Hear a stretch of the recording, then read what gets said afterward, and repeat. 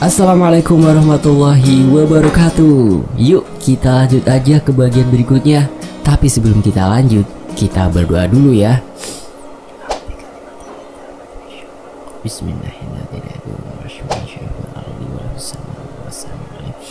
Allahumma sholli ala sayyidina Muhammad sallallahu alaihi wasallam. Oke teman-teman, ini dia kelanjutannya.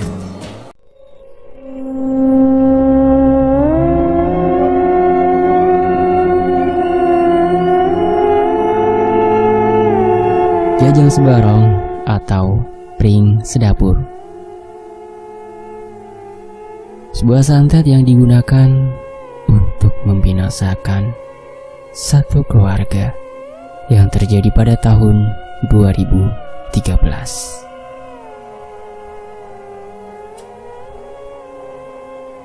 Dan inilah kisahnya yang dituliskan oleh Siska Novi Wulandari. Tari masih lemas dengan kabar yang baru saja dia terima.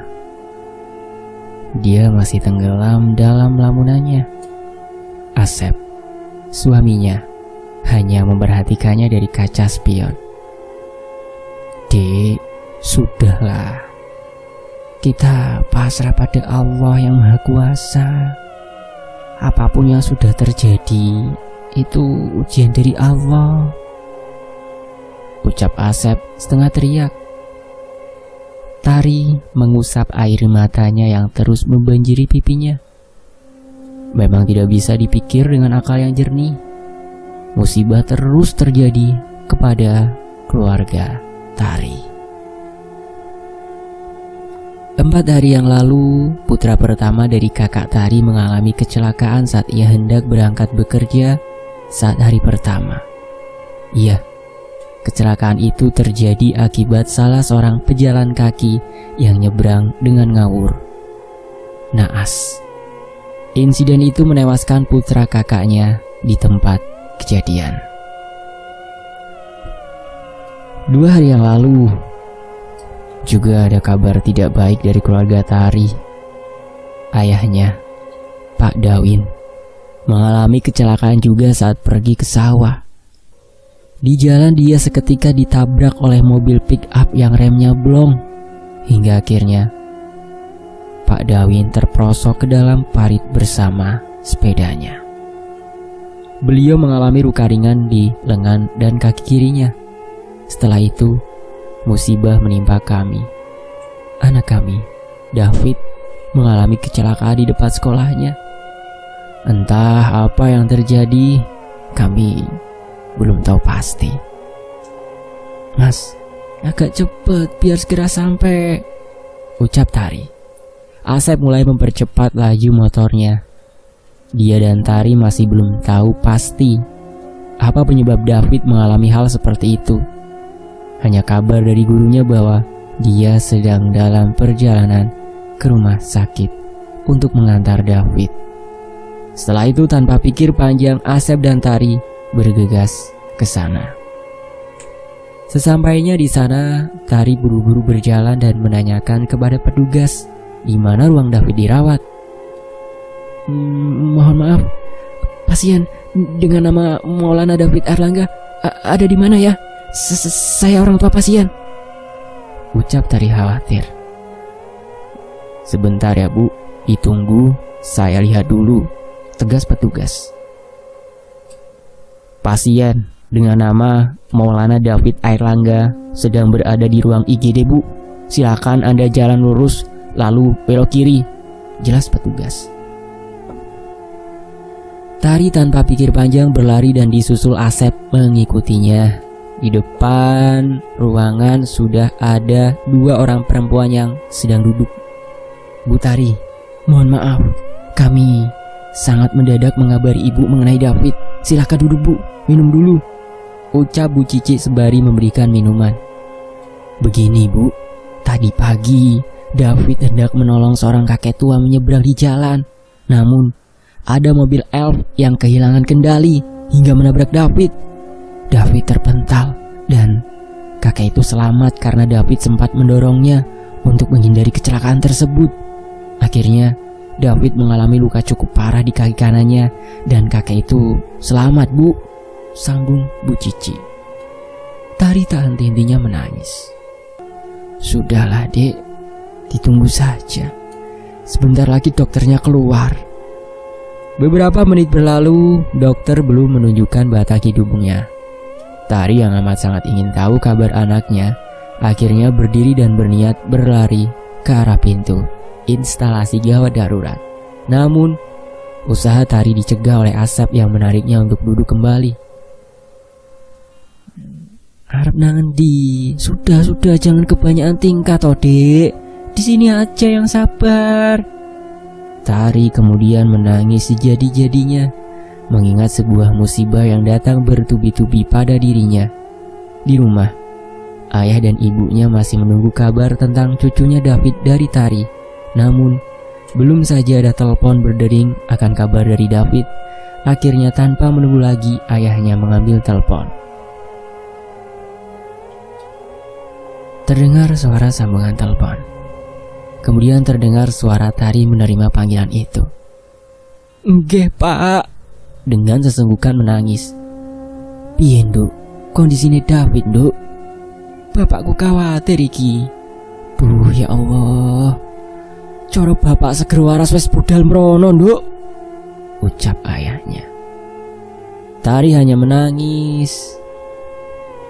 Dia memberikan teleponnya ke suaminya. "David, masih belum ada kabar, Pak. Ini masih menunggu dokter," ucap Asep. "Ya sudah, nanti aku telepon lagi ya, Nak. Assalamualaikum." "Nggih, Pak. Waalaikumsalam warahmatullahi wabarakatuh." Telepon itu terputus. Ayahnya hanya bisa mengelus dadanya. Istrinya, Ibu Tari, kemudian memandangi suaminya. Dia merapikan mukena yang habis dipakainya untuk sholat zuhur. Dia mengusap kedua pipinya yang penuh dengan linangan air mata. "Gusti Allah iki sayang kepada kita, Pak. Buktinya kita diberi cobaan terus-menerus, masih tetap bisa berdiri tegak. Itu tandanya kita kuat. Allah tahu, Pak. Seberapapun cobaan yang datang, kita masih meminta keselamatan hidup kepada Allah," sambung Rida. Ayahnya menangis seraya memeluk istrinya, Rida. "Aku wedi, Bu. David seperti Gufron. Tidak tega saya ini melihat cucu meninggalkan aku terlebih dahulu. Kok bukan aku aja yang meninggal?" Kemudian Rida memukul dada suaminya pelan. "Hus, gak oleh ngomong ngono, Pak. Umur, rezeki, lan matiku sudah ditentukan oleh Allah." Pak Dawin hanya menghela nafas panjang. Dan Rida tenggelam dalam kepiluan. Hatinya menyaksikan musibah yang dialami oleh anak-anaknya. Setegar apapun, mereka hanyalah manusia biasa. Dokter pun keluar dan menghampiri Tari dan Asep. Tari, Asep, dan kedua guru David segera berdiri dan menghampiri dokter itu. "Bagaimana kondisi anak saya, Dok? Apakah ada cedera yang serius?" tanya Asep. Dokter itu menghela nafas dan menyuruh Asep dan Tari untuk ikut ke ruangannya. Tari menangis jadi-jadinya. Tidak bisa membayangkan bagaimana hidup David selanjutnya.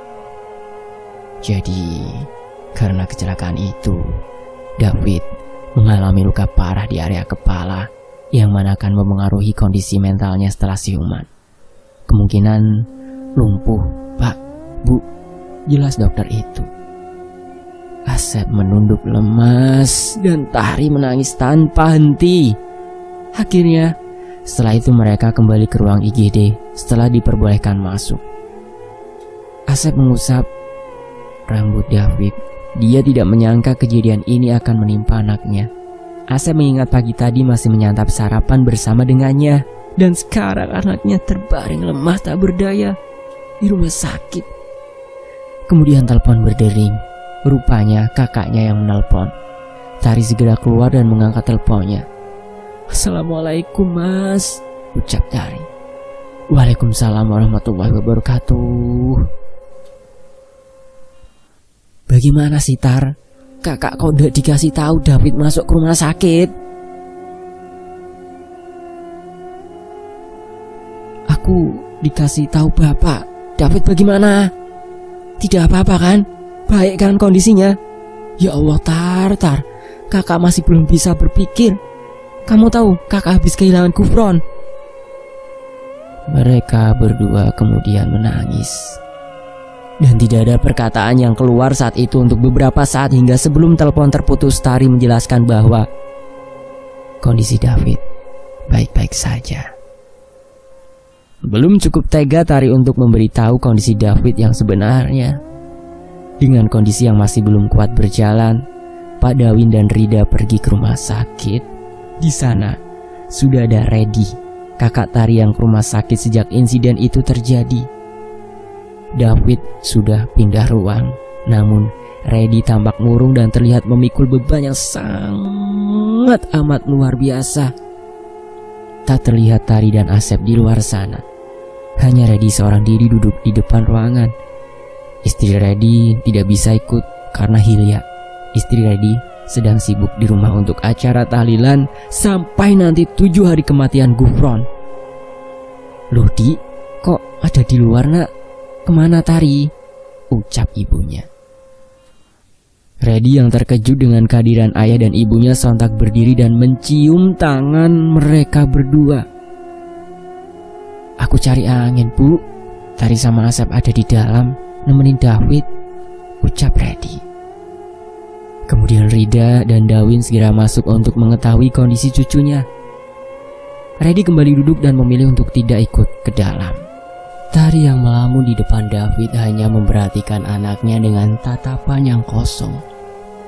"Nduk, piye kabare David? Ada perubahan ndak? Ya Allah cucuku, bagaimana nak? Kok nasibmu seperti ini?" Tari yang sedang melamun seketika terkejut dengan suara ibunya. Ibu.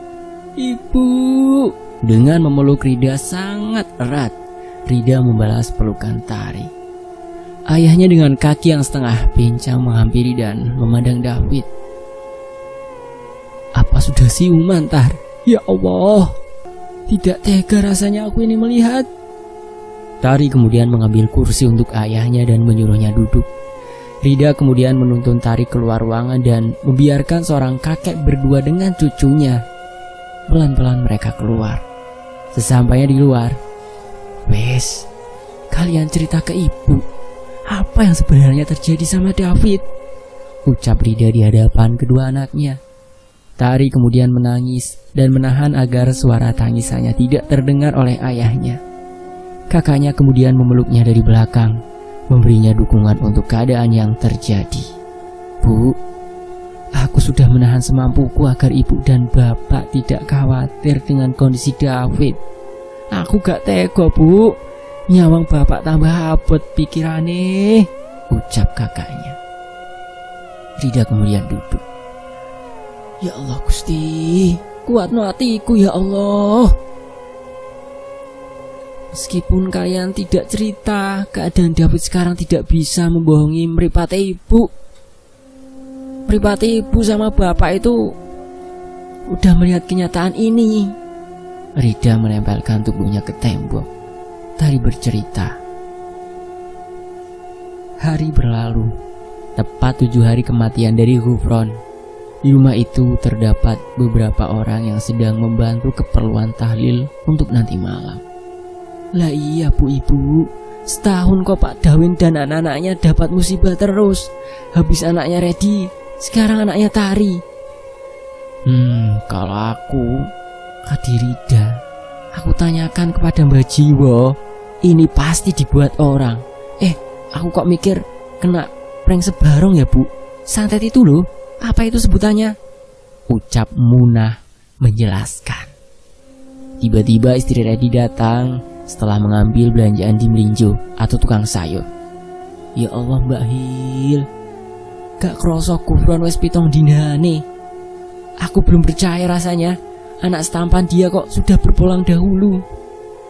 Hilya yang mendengar perkataan itu tidak bisa menahan tangisnya. Dia mengusap air mata mengenang kepergian anaknya yang secara tiba-tiba. Cuma ya, masih untung sih anaknya masih 3. Gufron punya adik, kekayaan juga di mana-mana. Meskipun hilang 1 sepertinya tidak masalah, ya tidak Bu Hil. Ucapan Bu Cici sontak membuat semua orang di sana kaget. Hilya yang mendengar ucapannya hanya melirik kesal karena tidak sewajarnya Bu Cici mengatakan sesuatu yang tidak pantas didengar saat itu. Terdengar suara mobil mengklakson di depan rumah. Rupanya Reddy beserta ayah ibunya yang saat itu ikut ke rumahnya. Mungkin hanya Asep yang akan ke rumah mereka nanti. Itu dikarenakan Tari meninggalkan David seorang diri di rumah. Hilya kemudian bergegas keluar rumah untuk membantu ayahnya turun dari mobil. "Bapak Ibu sehat? Mari Pak, aku bantu," ucap Hilya memegang tangan Pak Dawin.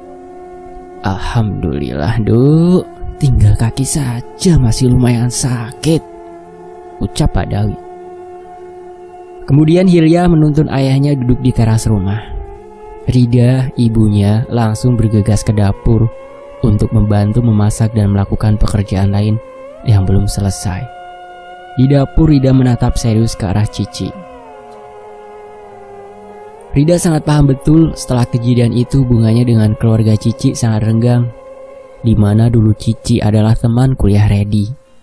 Cici dan keluarga sangat dekat sekali dengan mereka, hingga seperti saudara. Ibu Cici, Bu Lela, sangat menyukai Reddy dan menjodohkan mereka berdua. Tak terkecuali Cici, dia memiliki perasaan lebih kepada Reddy. Namun, hubungan itu menjadi renggang ketika Reddy memilih Hilya untuk dinikahinya. Cici cemburu dan sakit hati hingga pernah saat itu datang menemui Reddy dan mencaci makinya. Kejadian itu dilihat langsung oleh ayah dan ibu Reddy, Pak Dawin, dan Bu Rida.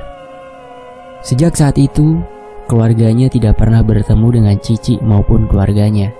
Hingga saat itu, Rida sangat terkejut dengan kemunculan Cici yang tiba-tiba berada di sana. "Sehat Duk, Ibu sampai kangen kepada kamu. Lama tak berjumpa," ucap Rida sembari memegang bahu Cici dari belakang.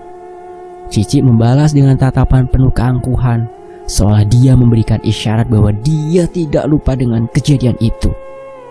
"Sehat, Ibu bagaimana? Katanya Bapak habis jatuh." Rida mengangguk pelan dan melepaskan genggamannya dari bahu Cici. "Yang banyak doa Bu, mungkin itu ya ulah diri sendiri, jadi sama Tuhan diingatkan," saut Cici. Rida terdiam. Acara berlangsung dan hari berlalu. Pak Dawin yang kondisinya mulai membaik sedang menatap David yang terdiam di atas kursi roda. "Nak, sarapan ya nak, disuapin kakek," ucap Pak Dawin pelan. Usaha mengajak bicara David belum membuahkan hasil. David masih dengan posisinya, diam dan tak berdaya. Asep yang tahu hal itu tak kuat rasanya melihat anak yang saat itu harusnya bersenang-senang, namun menghabiskan seluruh sisa usianya di atas kursi roda. "Pak, ini kopinya," ucap Tari. Tari kemudian membicarakan perbincangan tempo hari dengan Reddy dan Hilya. Namun, Tari bingung ingin memulai pembicaraan itu dari mana. Tari bimbang mengingat ayah, ibu, dan suaminya bukanlah orang yang percayakan hal mistis dan gaib. Akhirnya dengan keberanian yang tinggi, Tari memulai pembicaraan tersebut. "Mas, Pak, aku ini merasa sebenarnya ada yang tidak beres sama keluarga kita." Ayahnya tertawa. Disusul Asep yang tersenyum dan meminum kopi. "Apanya yang tidak beres, Dek?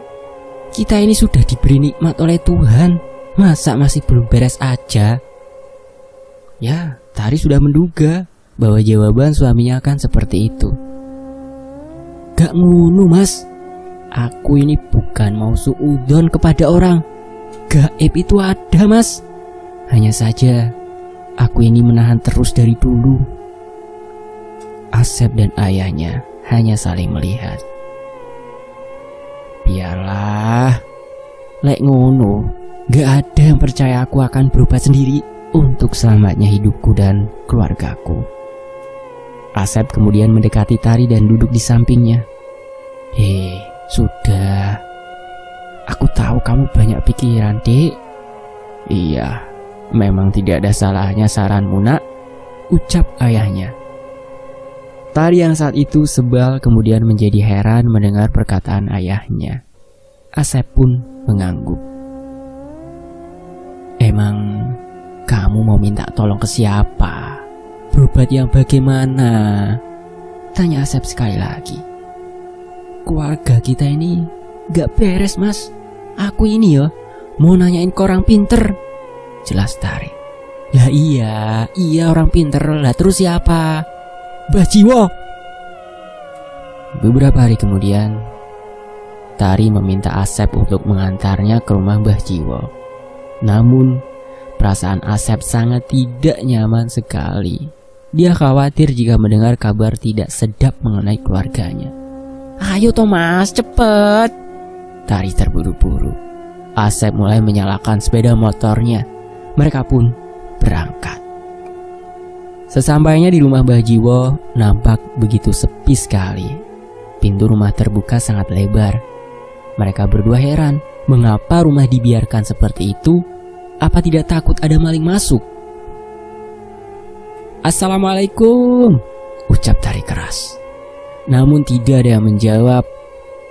Terdengar suara orang sedang memotong kayu dengan kapak dari samping rumah. Ternyata terlihat lelaki tua sedang duduk di depan sebuah kayu besar, kayu jati. Ngapunten, assalamualaikum mbah, ulang Tari. Asep hanya memandangi sekitar dan menyerahkan segalanya kepada Tari. Dia memilih diam daripada ikut campur. Lelaki tua itu menoleh, kemudian tersenyum. Hehehe, tidak dengar. Ini loh ngerjain kayu, mau aku buat kursi di depan. Tari mengangguk.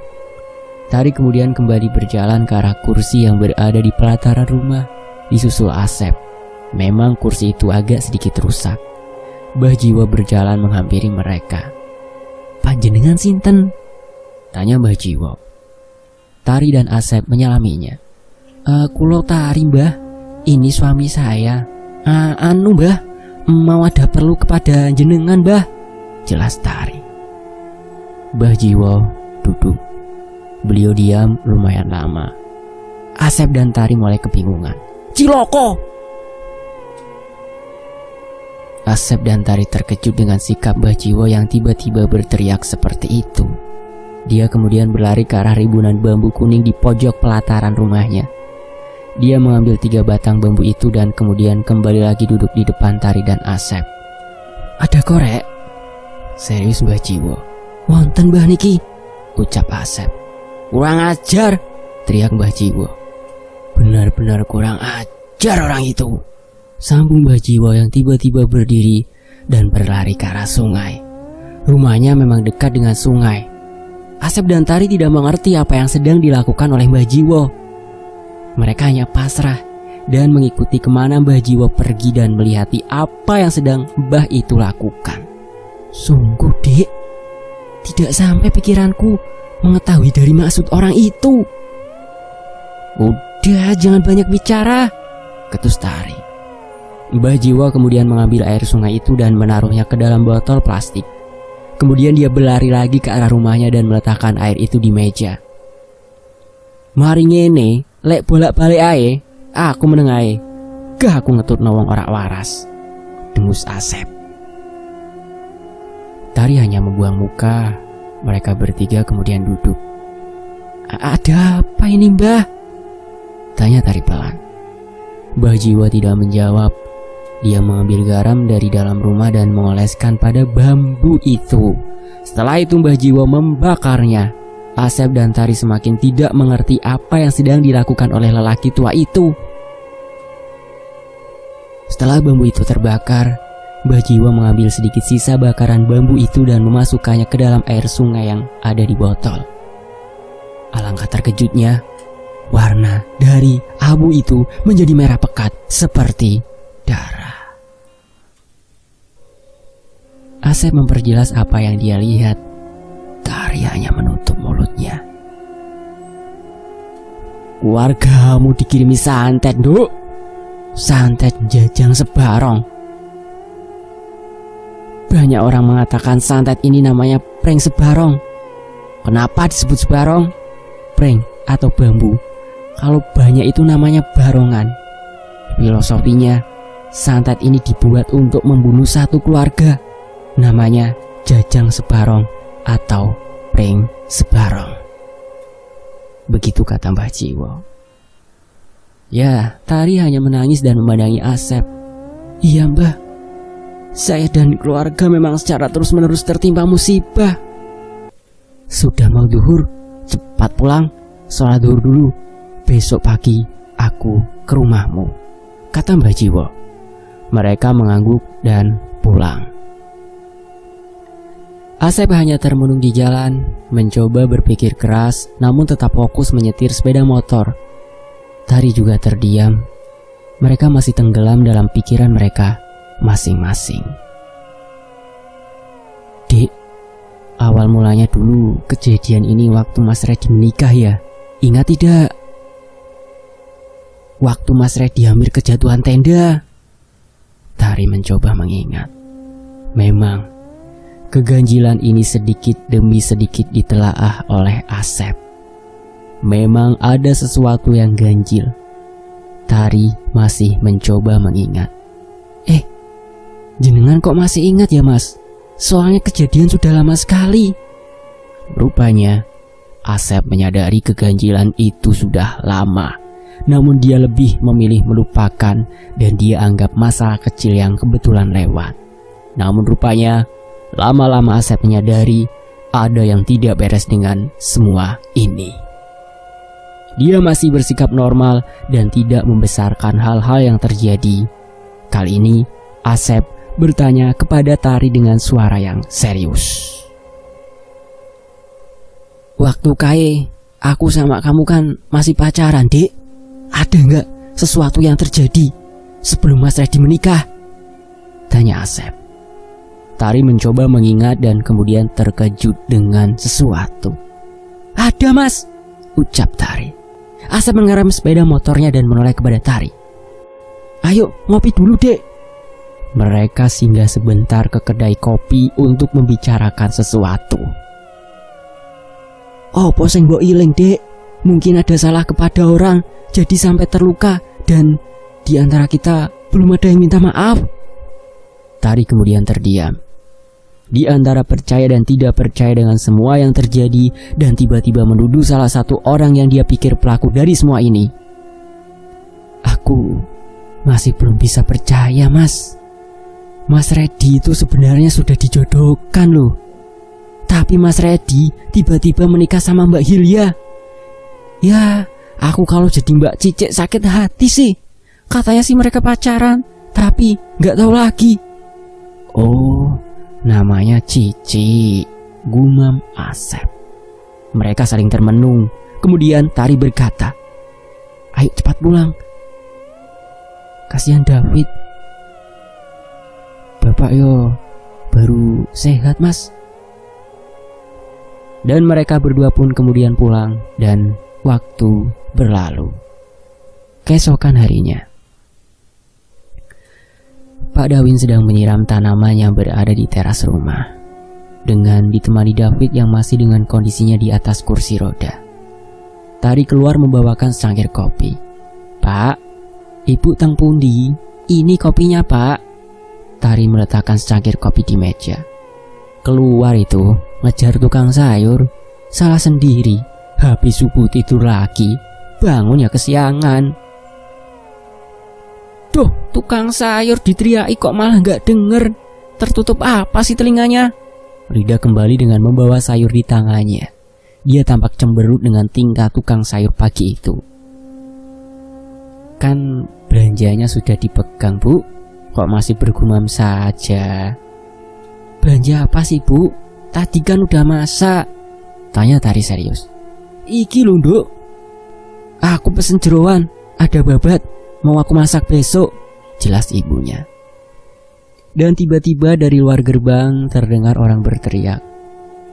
Pak Dawin dan semua yang ada di sana kaget. Sampai Asep yang saat itu selesai sholat duha kaget dan keluar rumah. Loh Pak, siapa itu? Ini Asti Tomo, kambuh lagi. Tari yang penasaran dan setengah takut menyadari dan kenal dengan suara itu. Pak Dawin tetap tenang dan mencoba melihat letak sumber suara itu. Pak, biarin, aku kenal siapa itu, ucap Tari. Pak Dawin yang akan melangkah memerungkan niatnya. Dia tetap membiarkan orang itu dengan tingkahnya. Beberapa menit kemudian, muncullah orang itu dengan berjalan pelan dan melihat tanah di rumah itu di segala sudut. Iya, beliau adalah Mbah Jiwo yang ditemui Tari dan Asep kemarin. Tari dan Asep saling pandang. Pokoknya, kalau sampai bingung lagi seperti kemarin, aku tidak tanggung jawab loh, Dek, bisik Asep kepada Tari. Tari hanya cemberut. Sejatine sukma, sejatine urip, patine sukma saka Maha Kuwasa. Metuwa, metuwa. Mbah Jiwo mengucapkannya dengan mengambil air yang ditaruhnya di botol kemarin dan memercikkan ke segala sudut rumah itu. Mbah Jiwo lalu berlari. Kan, lari lagi kan? Ucap Asep. Asep dan Pak Dawin berlari mengikutinya. Rida memilih menemani David di depan. Mbah Jiwo berlari ke arah ruang tamu, kemudian ke arah dapur, dan kembali lagi ke ruang tamu dan berhenti. Kemudian dia menyuruh Asep mengambil daun pisang. Dang, jupokno godhong gedang. Sambil menunggu daun pisang diambil oleh Asep, Mbah Jiwo menyirami lantai itu dengan air. Tari dan Dawin tak mengerti apa yang dilakukan oleh Mbah Jiwo. Mereka hanya pasrah dan mengikuti apapun yang Mbah Jiwo lakukan. Asep kembali dengan membawa daun pisang. Mbah Jiwo kemudian segera mengambilnya dan meletakkannya di atas lantai itu.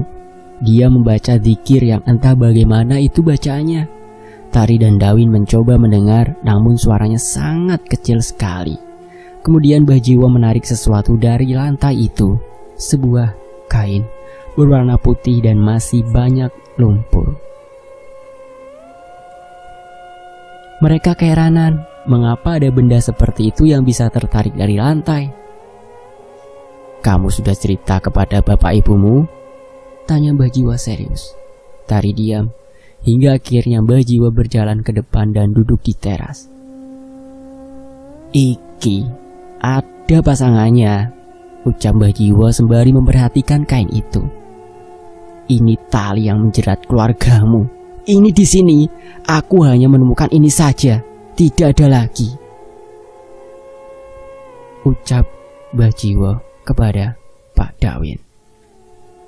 Dah iya Win, Dawin, kamu ini berteman lama dengan aku, kok nggak cerita? Pak Dawin tersenyum. Lah tingkahmu kayak cahet dan ngono wae. Iya, aku kira kamu gila. Alah, ternyata beneran. Bagaimana kabarmu? Sehat kamu? Ya, dua orang kemudian bercerita masa lalu. Tari dan Asep hanya saling pandang. Mereka tidak mengerti jika bapaknya dan Mbah Jiwo saling mengenal. Bapak kenal Mbah Jiwo toh? Kenal di mana, Pak? Tanya Tari heran. Pak Dawin hanya tertawa. Ini teman bapak waktu kecil dulu. Kita berpisah saat bapak merantau. Sejak saat itu kita nggak bertemu lagi. Maklum, dia ini dulu di kelas sering kesurupan. Jadi nggak heran kalau tuanya jadi gini. Yo wok, gurau Pak Dawin. Loh Win, sing nok kursi rodo iki sopo? Mbah Jiwo menunjuk ke arah David. Itu cucuku wok. Aku habis terkena musibah. Cucu dari anak pertamaku kecelakaan dan meninggal. Disusul cucuku dari anakku ini yang terakhir kecelakaan juga. Cucuku lumpuh wok. Mbah Jiwo hanya terdiam dan menghela nafas yang panjang. Dia merebahkan tubuhnya pada kursi. Dia teringat akan sesuatu. Mbah Jiwo mulai melinangkan air matanya. Ojo nangis, wo.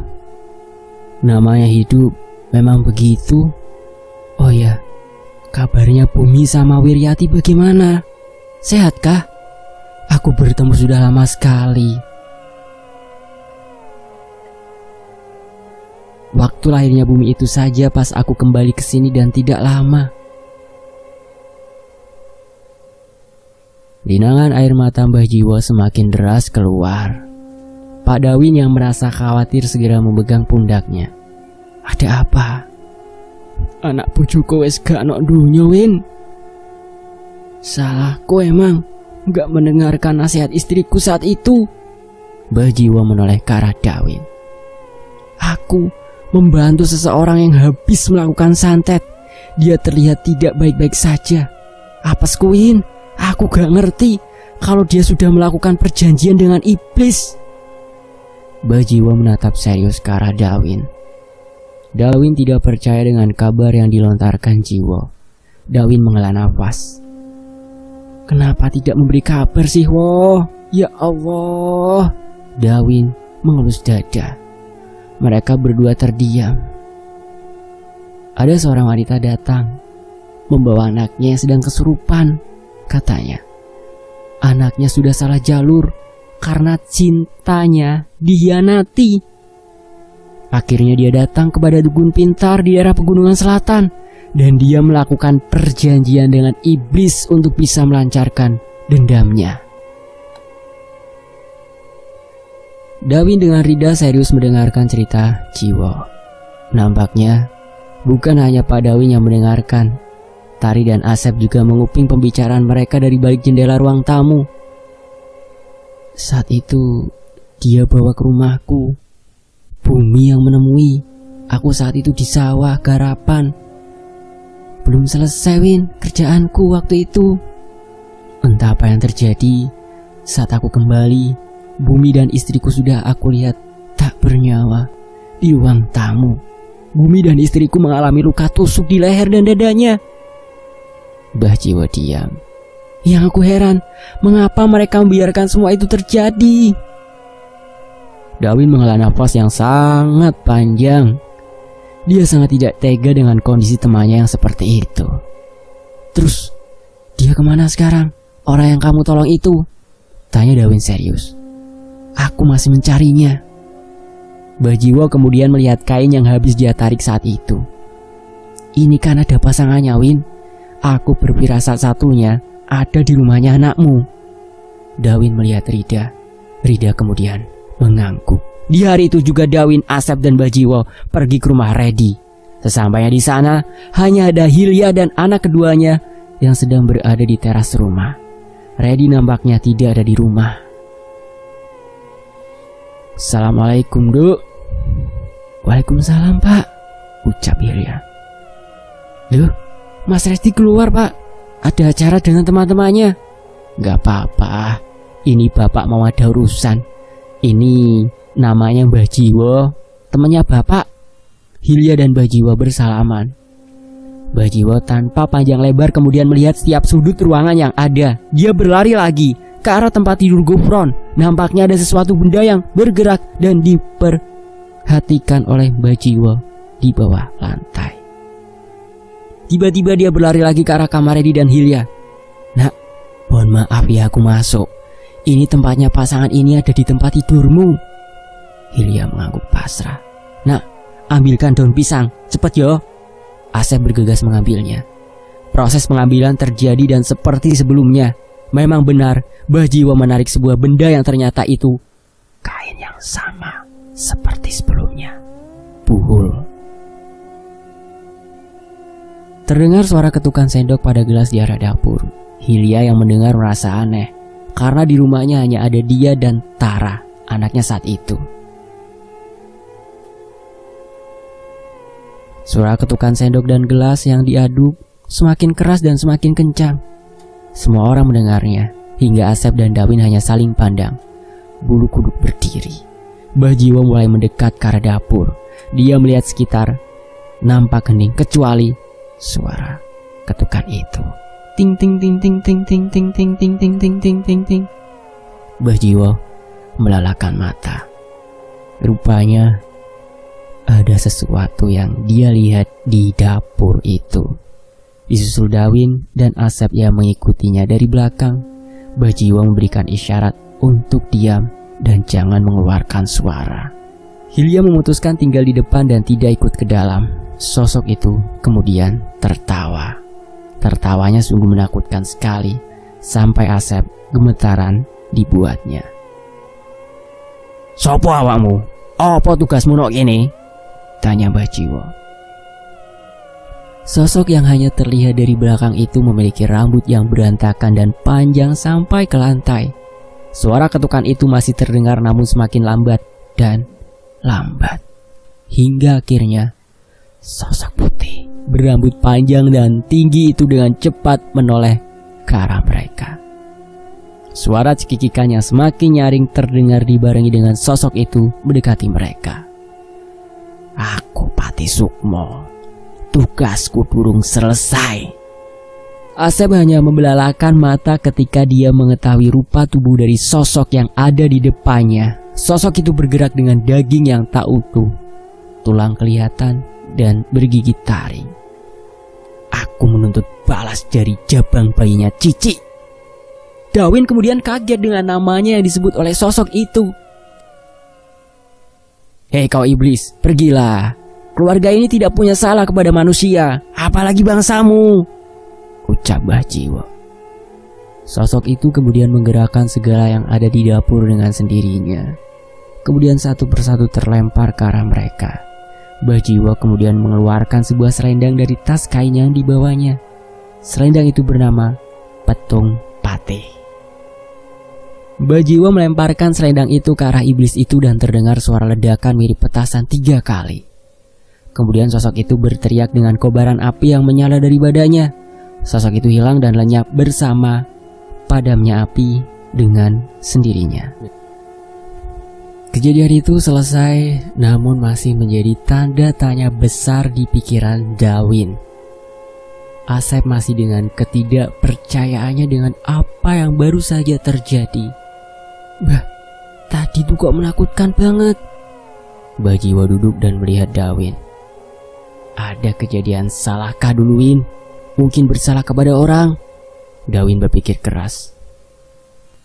"Tapi aku tidak percaya kalau sampai itu dia, Wok," ucap Dawin. Pak Dawin mulai bercerita. "Dulu saat Redi kuliah, aku menjodohkannya dengan anak sahabatku, namanya Cici. Namun Redi tidak memiliki perasaan lebih selain menganggap Cici sebagai sahabat. Akhirnya setelah Redi menikah, aku dan ibu tidak tahu kabar keluarga dan Cici itu sendiri." Mbah Jiwo kemudian menyalakan batang rokoknya. Dia melihat Hilya yang sedang menemani Tara bermain ayunan. "Kamu tahu rumahnya di mana, Win?" Dawin mengangguk. Akhirnya Asep, Dawin dan Mbah Jiwo memutuskan untuk segera berangkat ke rumah Cici. "Aku gak bermaksud menggurui awakmu, Win. Bagaimanapun you harus minta maaf. Mungkin dari maafmu, doamu, keluargamu dan semuanya dijauhkan dari musibah yang besar oleh Allah Subhanahu wa Ta'ala." Dawin mengangguk cemas. Sesampainya di sana, Asep keheranan. Dia melihat alamat yang dimaksud oleh bapaknya. Terlihat seperti rumah tak berpenghuni. Banyak ilalang dan rumput yang tinggi. Pagar pun berkarat dan seperti tak terjamah oleh manusia sama sekali. Dawin terdiam sekaligus kaget. "Mungkin sudah pindah, Wok. Aku taunya rumahnya ya di sini," ucap Dawin. Kemudian terlihat salah seorang warga yang lewat naik sepeda motor. Dawin bergegas turun dari mobil. Pak, permisi." Bapak yang naik sepeda motor itu berhenti. "Ada apa, Pak?" tanyanya. "Anu, Pak, Ini, saya mau tanya alamat baru yang meninggal di rumah ini sebelumnya, tanya Dawin. Orang itu melihat-lihat sekitar rumah itu. Yang menghuni rumah itu masih tetap Pak tuanya. Bu Karlina masih tinggal di sana. Tapi kondisinya lumayan gak waras. Kalau mau nemuin ada di dalam, jelas orang itu.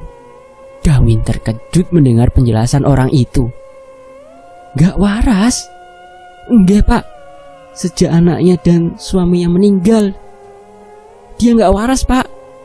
Ngomong-ngomong sendiri, terus dia kayak orang stres, kata bapak yang naik sepeda motor itu. Setelah menurutnya cukup bertanya kepada orang itu, Dawin kembali ke mobil. Rumah ini auranya berat sekali, Win.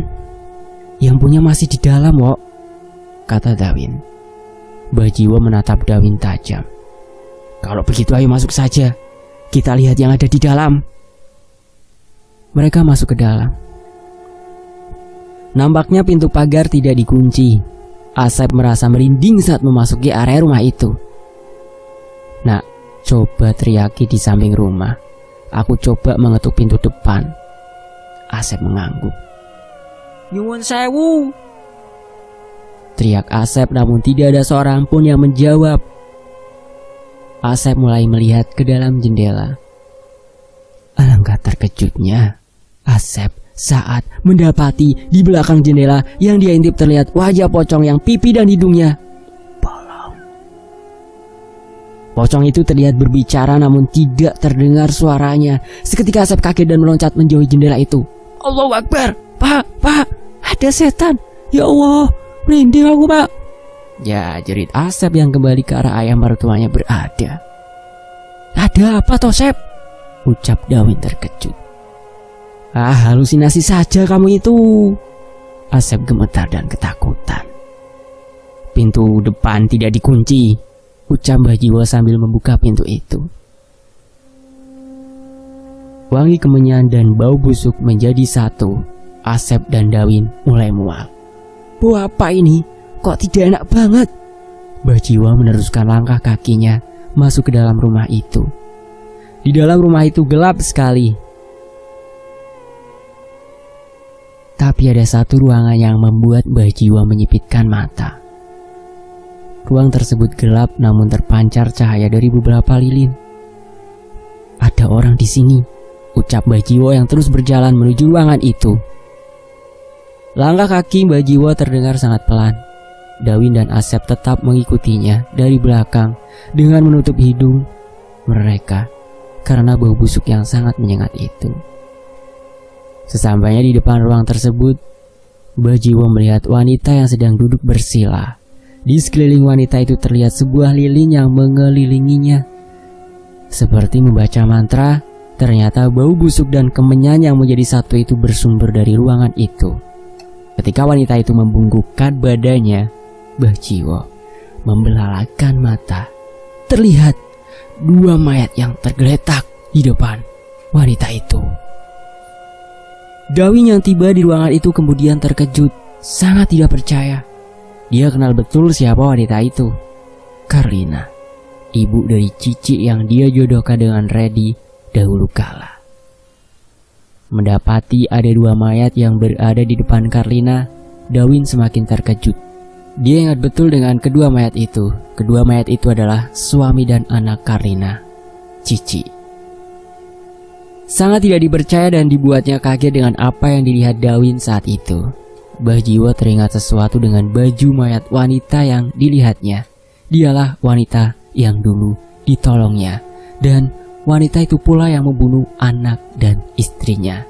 Kemudian Bajiwo berlari mendekatinya. Amarah, emosi, dan dendam membaluti hatinya. Orang gila, bangun kau. Kamu apakan anak istriku sampai seperti itu? Bajiwo kemudian menyeret tangan Karlina. Dawin yang mendengar perkataan temannya itu syok dan menyadari sesuatu bahwa pelaku yang membunuh bumi dan ibunya adalah Cici, anak Karlina. Karlina tertawa sejadi-jadinya. Dia melihat Bajiwo. Dengan penuh kebencian, dia mulai tertawa lagi dan melihat Dawin dengan penuh kebencian. Kemudian dia menangis jadi-jadinya.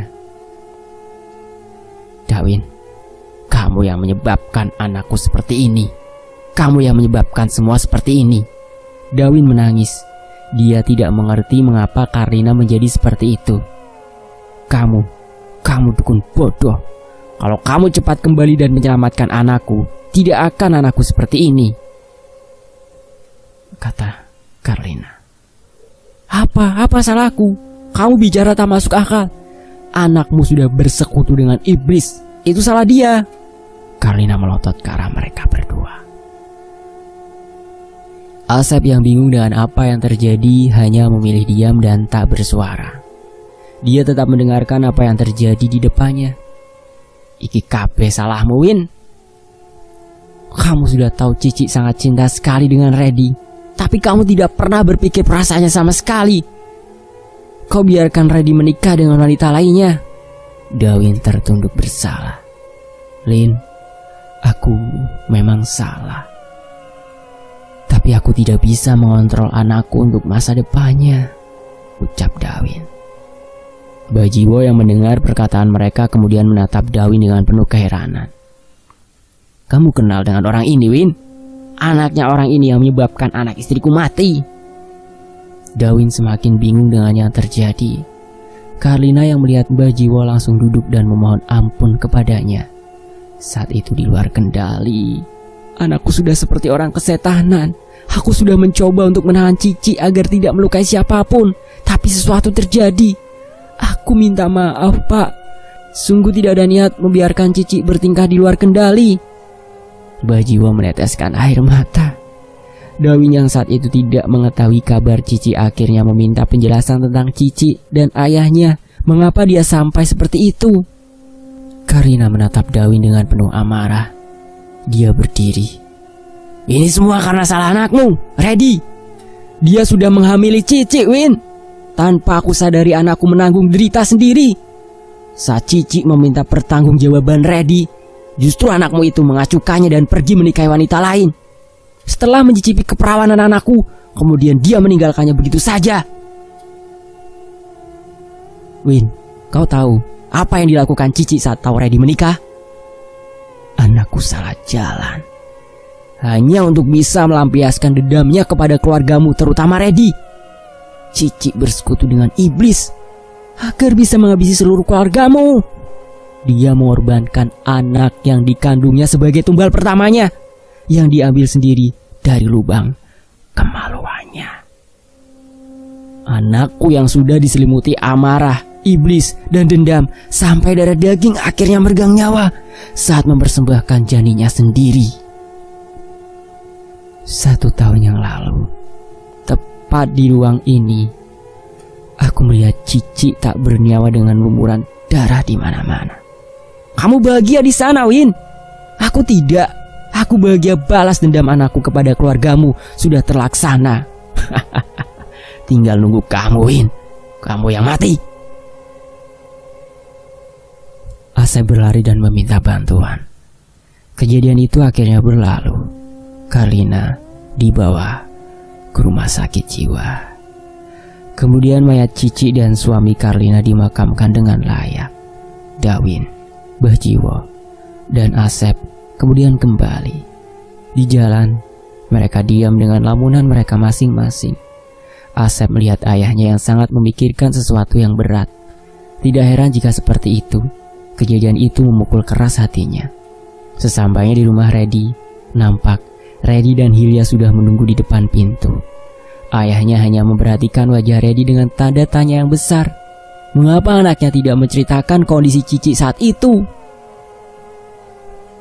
Aku buatin kopi ya, jelas Hilya.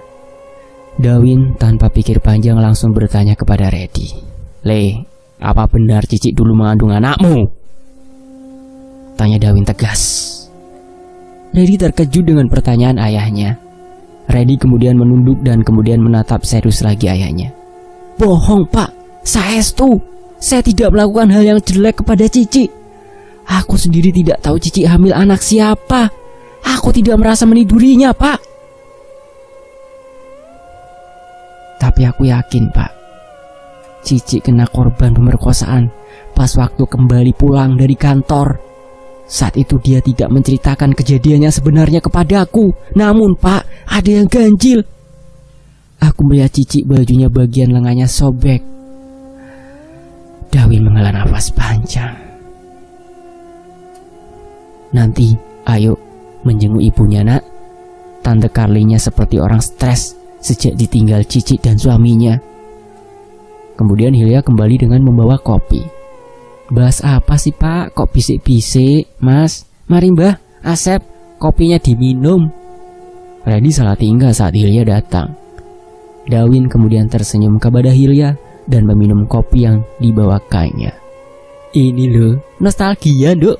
Bapak teringat sama teman lama Reddy, Cicek namanya, ucap Dawin. Hilya tersenyum. Oh alah, Mbak Cici toh? Enggak kenal Pak, ucap Hilya tenang. Dawin dan Reddy saling pandang, tak terkecuali Mbah Jiwo dan Asep ikut memandang. Mbak Cici itu sering kesini Pak kalau pagi, mampir. Ya meskipun judas, Mbak Cici orangnya baik. Waktu 7 harinya kufron, bantu-bantu di sini loh Pak.